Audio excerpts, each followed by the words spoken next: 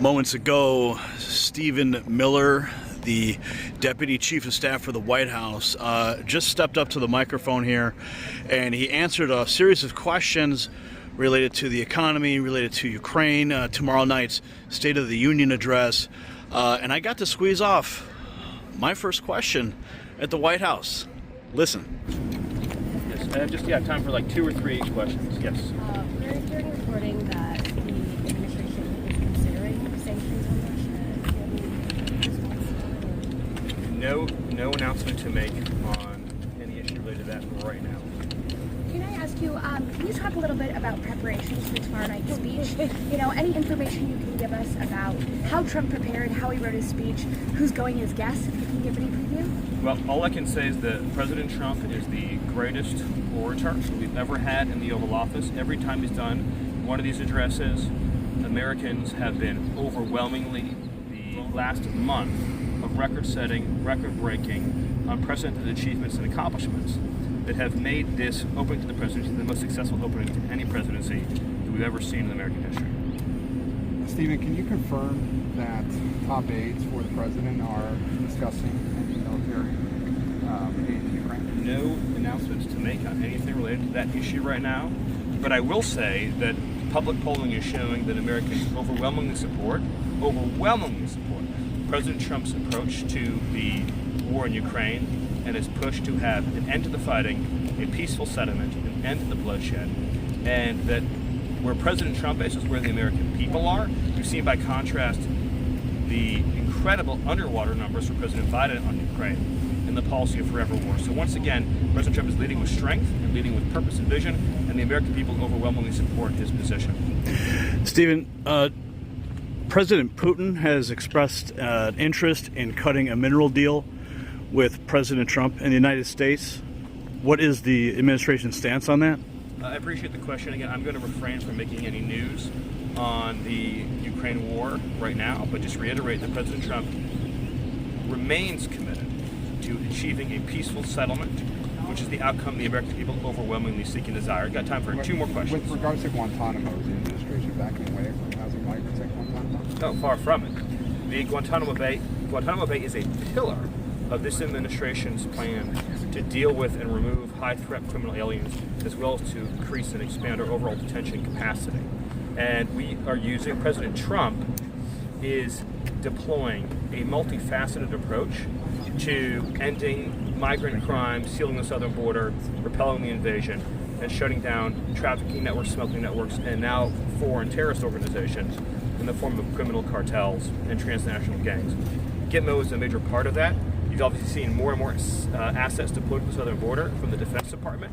This is not just a homeland security mission. This is a military mission. These are the cartels are foreign terrorist organizations, and President Trump is deploying all resources and authorities necessary to end the threat from these foreign terrorist organizations. I have time for one more question. Mr. Witkoff mentioned that Lebanon may possibly join the Abraham Accord. I mean, we're talking about like dispute.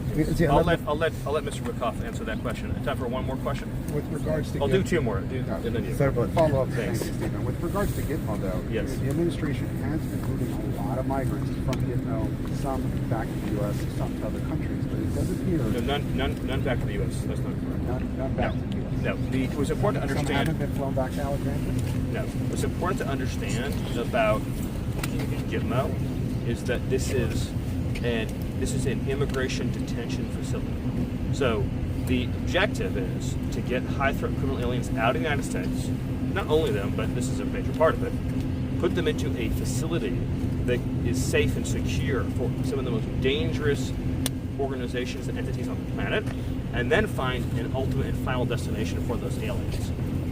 So we're talking about, I don't want to get into any operational details, but you're talking about individuals who I'm not exaggerating in a sentence. If they were this close as we are right now, and they had the ability to grab a sharp object, they would kill the person that far away in half a second. That is how dangerous they are.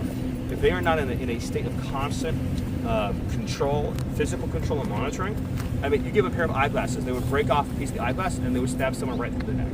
I mean, that's how dangerous these individuals are. And they're here in our community. So we're getting them into a secure facility. Gitmo's also set up by Congress to handle migrant processing in a more general way too, and we're working on building out that capacity.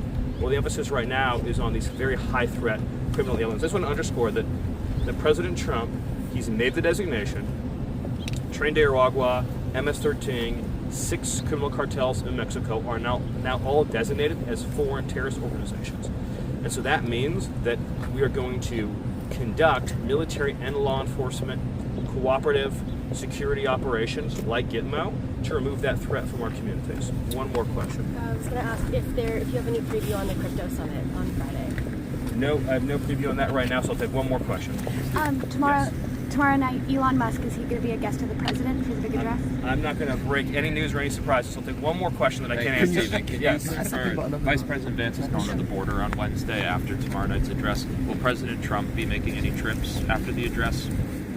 Well, I think let the White House team that is working on the post joint address plans announce that. But I would just say that the success story this administration has to tell, because of its actions on the border, because of President Trump's actions on the border, is truly without equal. President Trump came into office, he deployed the military, he set up a series of historic international agreements, deployed new law enforcement strategies, new prosecution strategies, and significant counter-cartel and counter-smuggling strategies that have resulted in a 95% drop in illegal crossings, and of course those who do cross face significant steep criminal penalties and deportation from the country. So it is the most, you will never find an example of any law enforcement threat or national security threat where you've achieved such a rapid 180 in approach, strategy, and results, and it's truly something to celebrate, while at the same time recognizing that the criminal cartels control and govern the FTOs,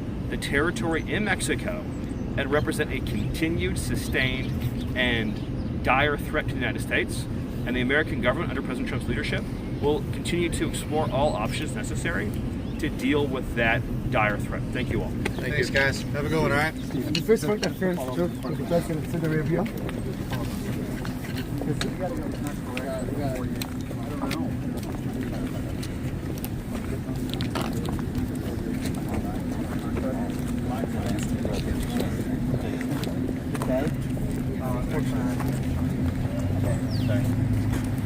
Yeah, man.